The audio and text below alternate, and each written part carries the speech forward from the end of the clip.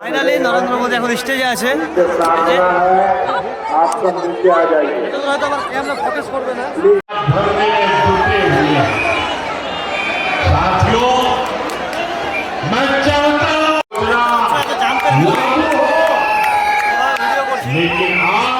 তো এই যে দেখতে পাচ্ছ কত লোক এসছে এখন।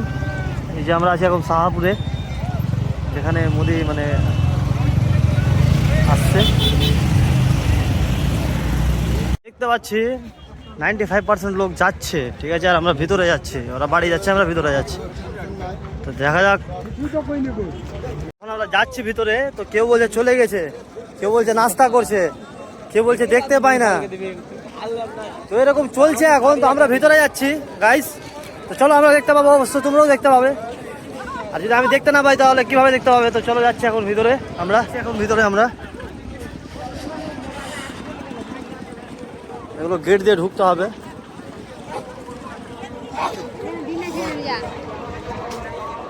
কতক্ষণে আসবে কোনো গ্যারান্টি নেই। এসছে কি না, কেউ বলছে লাঞ্চ করছে, আর কেউ বলছে চলে গিয়েছে, আবার বলছে কেউ আসেইনি।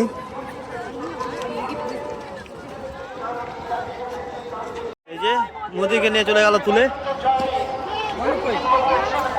আমরা এই দেখতে পাচ্ছি কত লোক এসছে।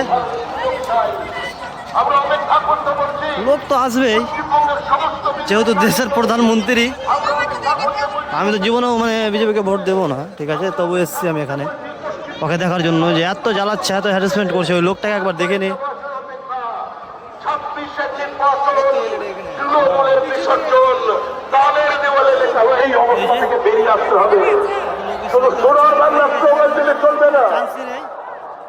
এদিকে যাওয়ার কোনো চান্সই নেই, এখন বাইরেই আছি আমরা। মালদার জমি ব্যবহার করে যেভাবে আমি ডিসপ্লেতে দেখে দিচ্ছি।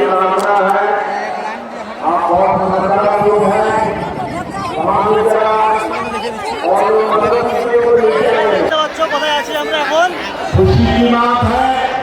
গাইস, ওখান থেকে এখানে আসা জানাতে পারবে একমাত্র আমি।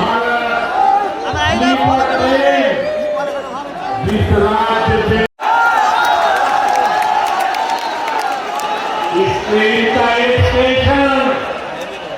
मालदा भी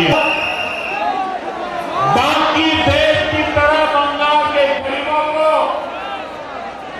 5 लाख रुपए तक का मुफ्त इलाज मिले। আমরা चललाम, দেখালাম মোদিকে, চললাম, কিন্তু মোদিকে ভোট দেবো না ভাই কেউ।